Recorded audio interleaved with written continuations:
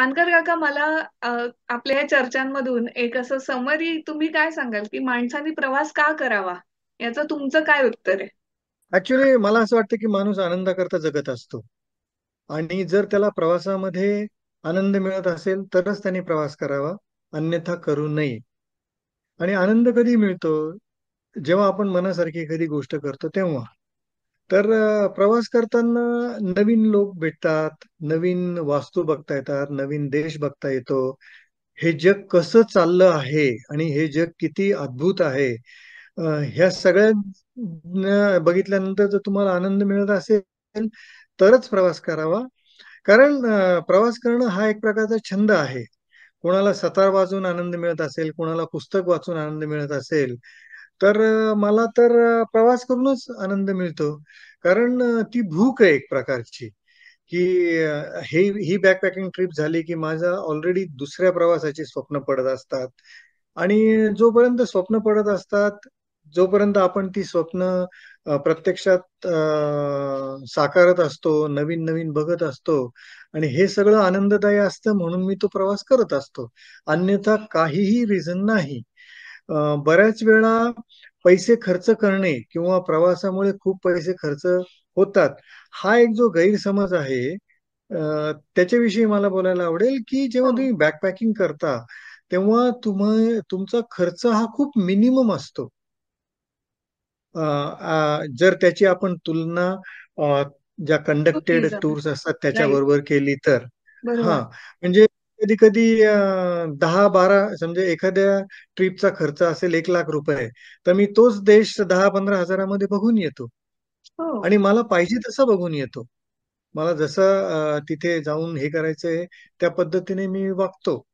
तिथली हे बघतो, मुख्य मुख्य मुख्य म्हणजे तिथले अनुभव घेतो. फॉर एक्झाम्पल, मी जेव्हा लंडनला गेलो होतो तेव्हा शेक्सपियर ग्लोब बघायला गेलो होतो. शेक्सपियरच्या काळामध्ये जशी नाटकं होत होती, हा. तशी नाटकं आजही लंडनला शेक्सपियर ग्लोब मध्ये होतात. हो. आणि तो अनुभव घेणं हे महत्वाचं असतं.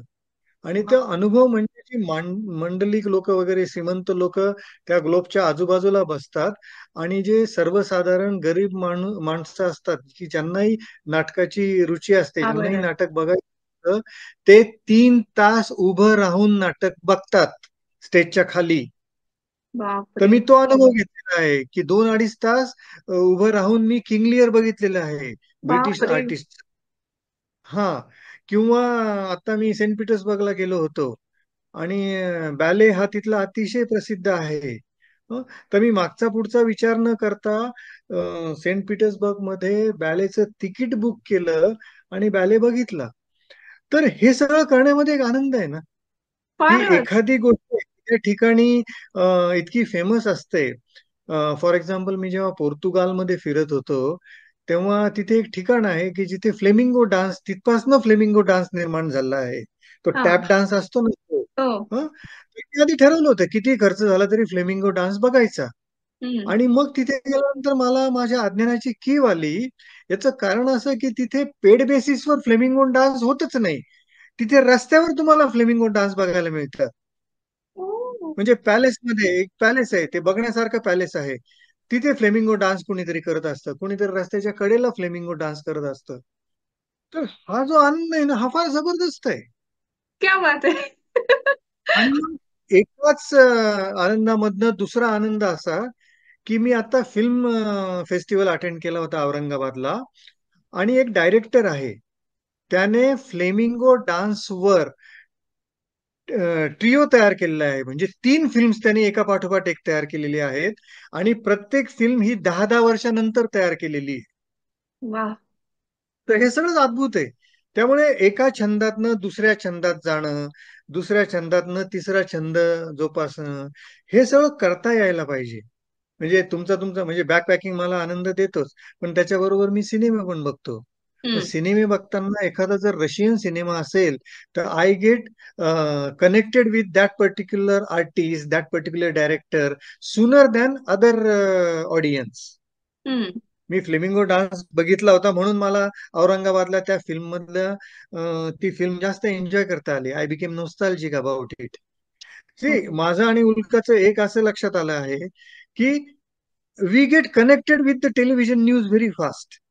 फॉर हा. एक्झाम्पल, उल्काला जर चायनाची भिंत दिसली तर she immediately travels down to the her neighbour. Movement on the China wall. Yes. हा फार एक बेनिफिट आहे. म्हणजे पॅलेस्टाईनमध्ये युद्ध चालू आहे, इस्रायलमध्ये युद्ध चालू आहे, रशियामध्ये युद्ध चालू आहे, युक्रेनमध्ये युद्ध चालू आहे. You get connected to that terrain. Because once upon a time, you have spent 24 hours, 48 hours, 68 hours in that particular train experiencing their local life. Wow. तर अमेझिंग. ऍक्च्युली तुम्ही जेव्हा प्रवास करता ना, तेव्हा तुमच्या विचारांची व्याप्ती खूप प्रचंड मोठी होते. आणि you can embrace the world Wien ever you want. So nice of you. मला विचारायचं आहे हा. का आणखी. खरं तर हा विषय इतका मोठा आहे ना की खूप आपण अनेक त्याच्या उपविषयांना स्पर्श करतोय आणि सोडतोय असं वाटतंय मला, की अजून खूप बोलता येईल आणि तासन तास आपण गप्पा मारू शकतो या विषयावर. पण तरी सुद्धा एक महत्वाचा प्रश्न माझ्या मनात येतो की एकटं एकटं कधी वाटतं का मग? कारण की बरेचदा असं होतं ना की तुम्ही हं, सोलो पण ट्रॅव्हल केलेलं आहे. आता स्कूटरवरनं तुम्ही एकटे गेला होतात इतक्या दूर. हं, तर हं, हं, आपल्याला इथे भोवती माणसं असूनही एकटेपणा जाणवतो किंवा खूप जण डिप्रेशन मध्ये जातात. तर अशी मानसिक हं. आंदोलनं काही होतात का या प्रवासादरम्यान आणि ती तुम्ही कशी हाताळता? की तेवढा वेळच मिळत नाही. म्हणजे व्हॉट एव्हर तुमचं काय उत्तर आहे? हा, हा, हा. नाही, एक तर मी ना म्हणजे जेव्हा मी बॅकपॅकिंग करतो, जेव्हा मी प्रवास करतो, तेव्हा मी मेडिटेटिव्ह स्टेटमध्ये असतो. हो. चिंतनात्मक म्हण किंवा योग ध्यानातलं जे मेडिटेशन हा जो प्रकार आहे ना, I do it 100%. Not iota less than 100%. Because I am enjoying it. मग कोणाची आठवण येणं वगैरे हा विषयच राहत नाही. दुसरं असं माझं मत आहे की माणूस हा एकटाच जगत असतो. तो जरी फॅमिलीत असतो तेव्हा तो ऍक्च्युअली एकटाच जगत असतो. माझा श्वास दुसरा कोणी घेऊ शकेल का? मला जो आनंद मिळतो तो दुसरा कोणी घेऊ शकेल का? ज्याचे त्याने त्याच्या त्याच्या परीने तो आनंद घ्यायचा असतो. उल्काला चायनाच्या भिंतीवर झालेला आनंद गेल्यानंतर, ग्रेट वॉल ऑफ चायनावर झालेला आनंद आणि माझा आनंद याच्यात तफावत असू शकते.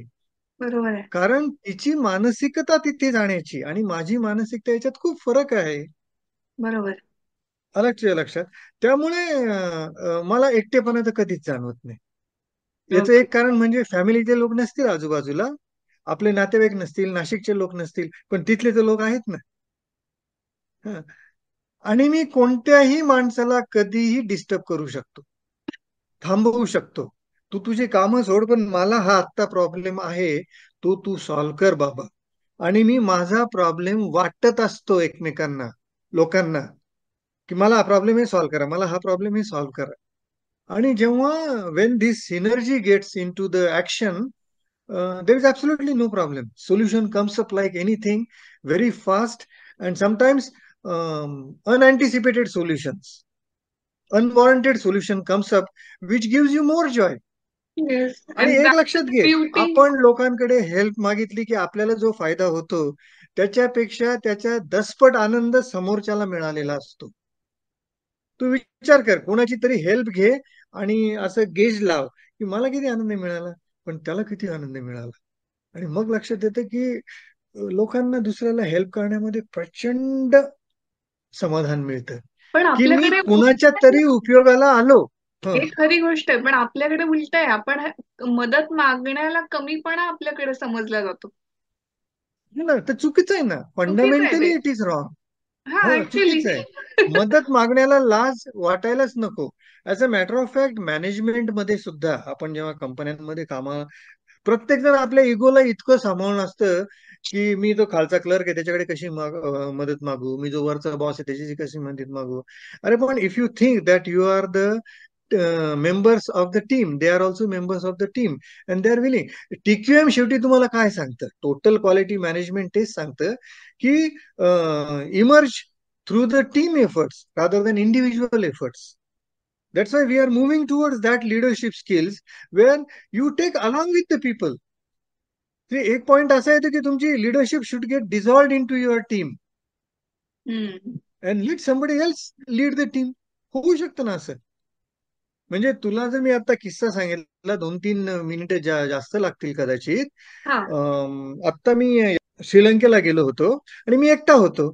आणि सकाळी मी जेव्हा मला एका पर्टिक्युलर आयलंडला जायचं होतं, तेव्हा माझ्या मनात हीच काळजी होती की मी जेव्हा स्नॉर्कलिंग करेल तेव्हा माझी बॅग कोण सांभाळणार. हा. म्हणून I was looking for the resource who will help me. तितक्यात 6 चायनीज लोक आले, फिलिपिन्स लोक आले. They hmm. Were American based Filipino, but they are actually migrated from Philippines to this one.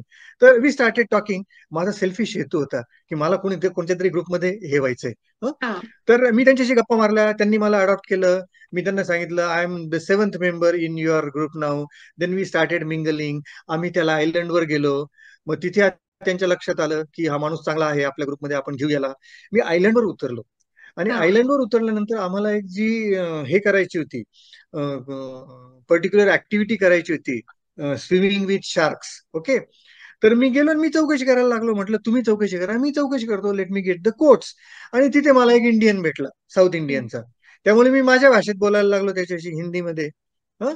आणि I could strike a best deal than these Americans. हा. म्हटलं आपल्याला हा $50 मध्ये एवढं सगळं दाखवतोय. तुम्ही काय, त्या माणसाने काय सांगितलं ते, म्हणजे आम्हाला $75 सांगितले. And all of a sudden I emerged as a leader for this 6 people. हो. Then they started relying on me. That's so sweet of मग यू. मला ते, हा, म्हणजे माझी बॅग कुठे ठेवायची आणि काय ठेवायची वगैरे, हे तर सगळे प्रश्न मिटलेच होते. मिटूनच गेले. बट नाव I become their leader. When we went inside in the sea, deep sea, तिथे they were typically relying on me because the guy who was diving with us was Indian. So it was a pleasant surprise. मस्त तर मस्त. अशा गोष्टी होतात. हा, म्हणजे you emerge out of A crisis. सकाळी माझा क्रायसिस काय होता की मी एकटा आहे, माझी बॅग कोण सांभाळणार. असं करत करत करत नंतर असं लक्षात आलं की there are 6 people who are following me, willing to help me. तर see, basically in backpacking the dynamics of human being is very interesting. तुमच्याशी कोण कसं वागेल याचा काही भरोसाच नसतो. बरोबर. मी सबमरीन मध्ये प्रवास करत होतो आणि हम्म. एक नवरा बायको माझ्या शेजारी बसले होते, दिल्लीचेच होते, तरुण. आणि बाकी सगळे इतर फॉरेनर्स होते. आम्ही 3 जण होतो आणि मी एकटाच होतो सबमरीन मध्ये. दे वर closely observing me, the way I was shooting from the submarine. हम्म. ओके. हे सगळं झालं, ते माझ्याकडे कायम बघत होते. मी नुसता हसलो. म्हटलं कुठे डोकं लावा यांच्याशी, आपल्याला काय आता हे नाही. त्यामुळे आय वॉज व्हेरी इंडिफरंट. आम्ही जेव्हा सबमरीन मधनं बाहेर पडलो, तेव्हा ती मुलगी, नवीन झालेलं लग्न, ती मुलगी माझ्याकडे आली. Sir, I have a request. म्हटलं काय पाहिजे तुला, what you want, tell me, आपको क्या चाहिए. कारण मी तोपर्यंत गेस केलं होतं की हे नक्की महाराष्ट्र. आपको क्या चाहिए.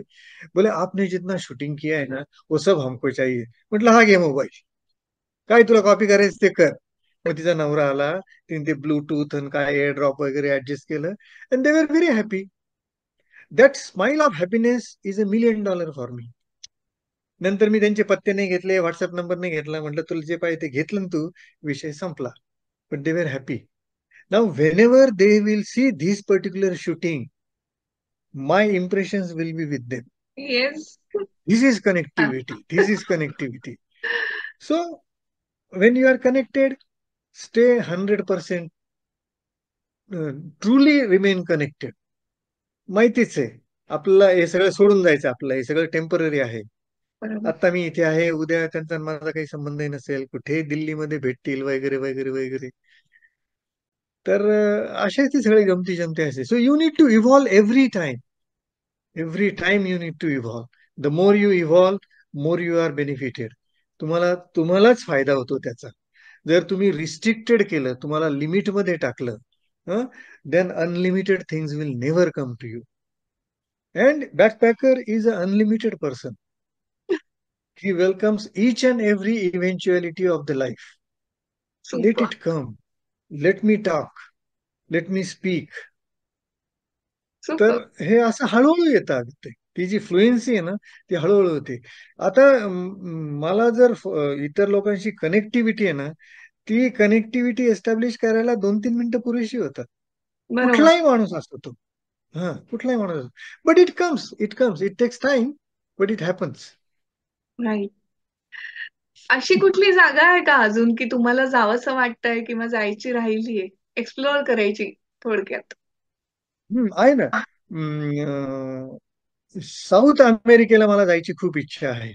ओके. पण मी त्या विषयाचा अभ्यास पण भरपूर केला आहे. माझी आयटिनरी किंवा माझा जो स्टडी आहे तो पण खूप केला आहे. But every now and then I get a feedback from the local people of that country that our country is not safe. हो. If you are talking about Brazil, if you talk about Argentina, if you talk about Mexico, हम्म. so I always get a mixed responses, mixed feelings about those countries. And I don't want to get into the mess after landing there. Reason is these countries are very far from us. आणि त्यांचं जे culture आहे ना, ते आपल्याशी म्हणजे 10, 15, 20, 25% सुद्धा मिळत नाही. तर म्हणजे you are really in alien kind of situation. So I am just calculating, is it worth going? Hmm. कारण तिथे जेव्हा जर तुमच्या बरोबर एखादी घटना घडली ना, तर ती अशी घडते की कुणीतरी ऑल ऑफ अ सडन येईल तुमच्याकडे, तुम्हाला चाकू दाखवला जाईल आणि हम्म. तुम्हाला लिटरली नंग केलं जाईल. तुमच्या अंगावरचं सगळं काढून घेऊन जातील ते, इन्क्लुडिंग पासपोर्ट. कारण बापरे. फॉरिनरचा पासपोर्ट तिथे खूप किमतीला विकला जातो. हो. हे अर्थातल्या म्हणजे पैसे वगैरे तर बाजूची गोष्ट आहे. आणि परदेशामध्ये पासपोर्ट हरवणं ही फार त्रासाची गोष्ट आहे. हो. हो. ते हो. एकमेव डॉक्युमेंट असे की ते हरवू नये असं प्रत्येकाला वाटतं. पण ते खरंच हरवू नये. त्याच्यातनं मार्ग निघतात. पण तुमच्याकडे व्हिसा लिमिटेड पिरियडचा असतो. You need to go to Indian embassy, lodge a police complaint, how people behave when you run into those crisis kind of thing. याच्यातनं मला सोल्युशन मिळेल, मी त्यातनं बाहेर पडेल, ते सगळं होईल. But then is it worth doing? म्हणजे मी I am still calculating, is it worth? म्हणजे नाही गेलं लॅटिन अमेरिकेला काय फरक पडणार आहे? तर Latin America is the only thing which I have not gone. I very much desire to go to Afghanistan. Hmm. मी जेव्हा गोवा फिल्म फेस्टिवलला गेलो होतो, तेव्हा एक अफगाण मुलगी मला तिथे भेटली होती. हा. आणि तिथे आम्ही अशीच गप्पा मारताना त्या याच्यामध्ये झाली. मग 2-3 दिवसात आमची चांगली भेट झाली. And this happen before the Afghan revolution, where Afghanistan was very fairly, affairs were conducted आणि तिथे शांततेचं वातावरण होतं. तर ती मला म्हणे की थोडे दिवस जाऊ दे, मी तुला इन्व्हिटेशन पाठवते आणि मग तू ये. हम्म. त्याच्यानंतर जेव्हा हा क्रायसिस वगैरे झाला, तर तिला मी मध्ये विचारलं होतं की तिथे म्हणे आता डिफिकल्ट वाटतंय मला.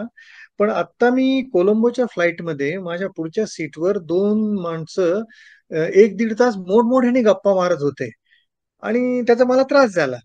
तर मी जेव्हा फ्लाईट लँड झाल्यानंतर म्हटलं, यार you are great people, continuously gossiping gossiping, असं त्याला मी निगेटिव्हली दिसत. तर तो हसायला लागला आणि ऑल ऑफ अ सडन तो माझा मित्र झाला. म्हटलं, वेर आर यू फ्रॉम? म्हणजे अफगाणिस्तान. आय सेड, वल्ला I want to one day visit Afghanistan. आणि विमानातून उतरेपासून इमिग्रेशनच्या सेंटर पर्यंत त्यांनी मला त्याचा कॉन्टॅक्ट नंबर दिला, मी तुझा होस्ट होईल हे सगळं सांगितलं. त्याचे माझ्याकडे फुल डिटेल्स आहेत. तो म्हणे तू कधीही अफगाणिस्तानमध्ये ये, हे तालिबान बिलिबान सगळं बाजूला राहू दे. म्हटलं, मला असं नाही पाहिजे तू मला हॉटेल दाखवशील आणि मी हॉटेलमध्ये राहीन. मी तुझ्या घरी राहीन आणि मला बाबेल तुझ्या नजरेतून बघायचं आहे. तो म्हणे, तुला कसं काय बाबेल माहिती? म्हटलं, माझा अभ्यास झालाय. बाबेल काय माहितीये? नाही, मला नाही जिथे माहिती. गौतम बुद्धाचे जे स्टॅच्यू होते ना, जे हा. तालिबान्यांनी 15-20 वर्षापूर्वी सुरुंग लावून उडवलेले आहेत, हा. मला तिथे जायचंय. हो. म्हणे, मी तुला घेऊन जाईन. म्हटलं, मला काबूल तू दाखवायचंय, मी नाही बघ एकटा जाणार. तू काही काळजी नको करू. अगं, एवढं सगळं सांगणं itself is a big thing ना. मी येस. जाईन न जाईन तो भाग वेगळा. Who knows, if the time permits, if everything goes well, मी अफगाणिस्तानलाही चक्कर मारून येईल. किंवा मला इस्रायलला जायचंय. इस्रायलची आत्ताची परिस्थिती वाईट आहे, तो भाग वेगळा. पण I will certainly go to Israel. आता इस्रायलमध्ये मला एक बॅकपॅकर पोर्तुगालला भेटलेली आहे. ती तेल अविव पासनं 300-400 किलोमीटर वर राहते. She said I will prepare each and everything for your itinerary and we will go. तर हे असे लोक भेटतात आणि मग मजा येते. कधी कधी तुम्हाला त्यांच्या हेल्पची गरजही पडत नाही, because you are so comfortable with going on your on. पण कसं असतं माहितीये का, ह्या देशामध्ये आपलं कुणीतरी ओळखीचं आहे, हे जे फिलिंग आहे ना, हे फार महत्वाचं आहे. बेस्ट. आताही मी श्रीलंकेला जेव्हा गेलो होतो तेव्हा मला एक टूर ऑपरेटर भेटला तिथे. त्याला मी आयुष्यात पर्सनली बघितलेलं नाहीये आणि तो मला तिथनं मदत करायचा, तू हे कर ते कर वगैरे. तो पण टूर ऑपरेटर आहे, व्हॉट्सअप करायला काय जातं, नॉलेज द्यायला काय जातं, अशी त्याची प्रवृत्ती होती. शेवटच्या दिवशी मी फ्लाईट पकडण्याच्या आधी 8 तास तो मला हॉटेलमध्ये येऊन भेटला, हम्म. निगंबू नावाच्या गावाला. He all the way travel to see me. हो. अशा सगळ्या गमती जमती घडतात. हे ऑसम आहे काका. तुम्ही हे सगळं कशा पुस्तक रूपात वगैरे लिहिलेलं आहे का? लिहिलंय ना मी. प्रचंड प्रमाणावर माझ्या सगळ्या प्रवासाचं डॉक्युमेंटेशन करत असतो. For wow. एक्झाम्पल, मी जेव्हा युरोपमध्ये 66 दिवस फिरत होतो तेव्हा memoir of 66 days. Normally individual tend to write memoir of themselves, hmm. म्हणजे स्वतःचं आत्मचरित्र ते लिहितात. मी ह्या 66 दिवसांचं आत्मचरित्र लिहिलेलं आहे. अच्छा. Interest. It is all the way different way of looking at it. की वाव. हा 66 दिवसांचा जो कालखंड आहे, तो स्वतःकडे बघतोय मानकरच्या नजरेतनं, असा त्याचा उद्देश आहे. मग ह्या पर्टिक्युलर पुस्तकाचा उद्देश असा आहे की युरोप बॅकपॅकिंग पद्धतीने कसं बघावं, युरोप, हम्म. नॉट युरोपातली माणसं. त्यामुळे ह्या पुस्तकावर सगळा फोकस काय बघावं आहे याच्यावर आहे. ओके. नंतर मी दुसरं पुस्तक लिहिलं की मी आता आपल्या देशातलं बॅकपॅकिंग करत होतो. हम्म. तेव्हा मी इंडियन माणसं जी मला भेटली माझ्या प्रवासातली, त्यांचं मॅपिंग केलेलं आहे.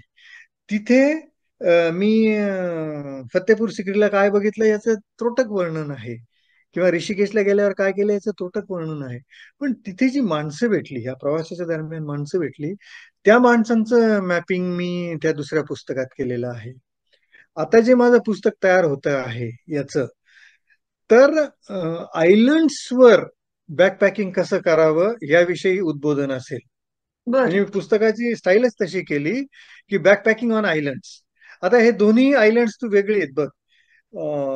Maldives is a group of island's.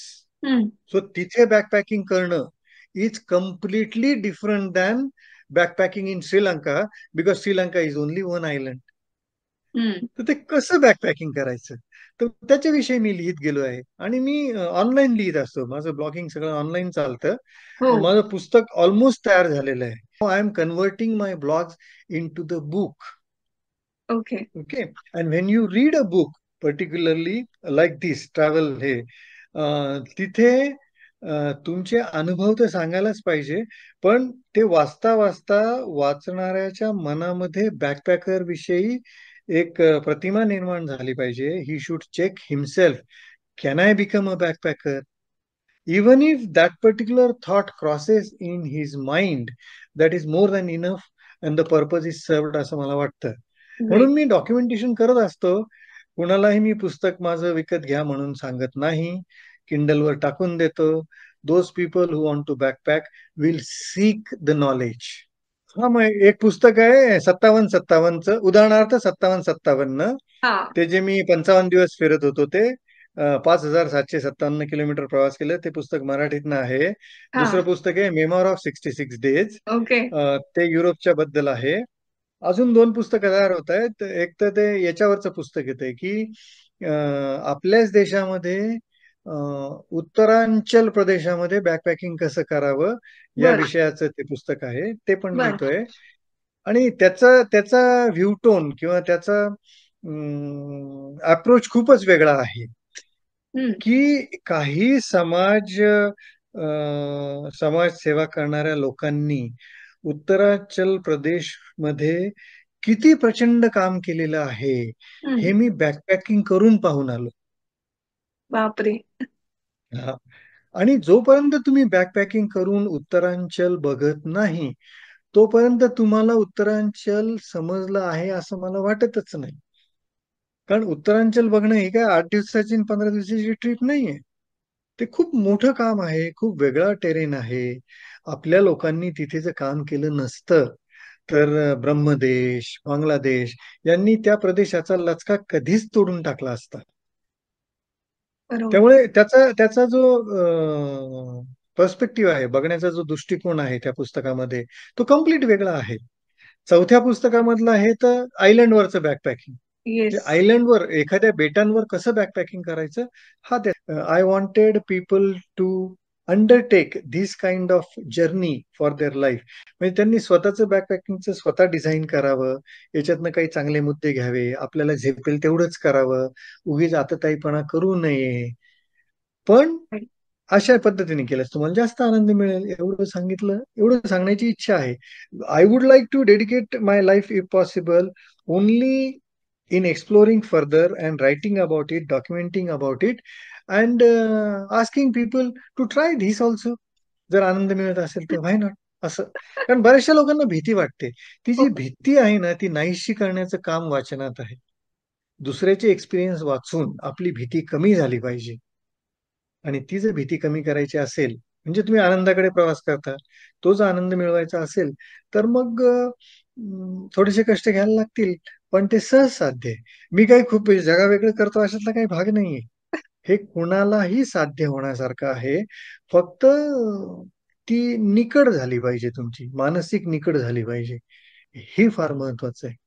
This is amazing. I am so fortunate की मी एवढी वर्ष झाले प्रवीण मानकर काकांशी या ना त्या रूपाने ब्लॉगच्या निमित्ताने किंवा सोशल मीडियावरून किंवा आता पर्सनली सुद्धा की आम्ही एका शाळेचे ते माझ्या शाळेचे स्टुडंट होते हे मला जेव्हा कळलं त्यानंतर तर आय वॉज सो फॉर्च्युनेट की एवढं जग एक्सप्लोअर केलेला ते सुद्धा सगळं बॅकपॅकिंगच्या माध्यमातून म्हणजे टुरिस्ट म्हणून नाही.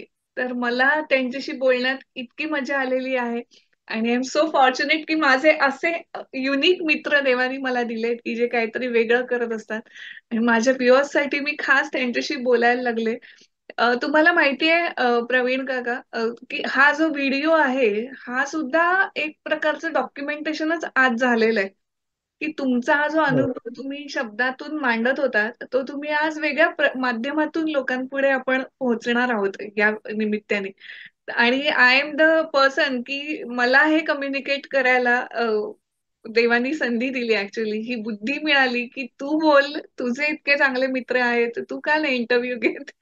आणि युट्यूब सारखं एक चांगलं हम्म. माध्यम माझ्या समोर या निमित्ताने आल्यामुळे मी घर बसल्या पण करू शकले. हा इंटरव्ह्यू ऐकून कोणाकोणाला असं वाटतंय म्हणजे इन्स्पायरिंग की मी पण असं बॅकपॅकिंग करू शकतो किंवा मी एक्सप्लोअर करेन अशा पद्धतीने. तर असं जर कोणाला वाटत असेल तर आम्हाला कमेंट करून जरूर सांगा. तुम्हाला माझं युट्यूब चॅनल कसं वाटतंय ते सुद्धा मला सांगा. मानकर काका तुम्ही इथे आलात आणि माझ्याशी गप्पा मारलात तुमचा एवढा व्हॅल्युएबल वेळ पण तुम्ही मला दिलात. आणि येस, येस, येस. आभार. Thank you so much. Thank you, thank you, thank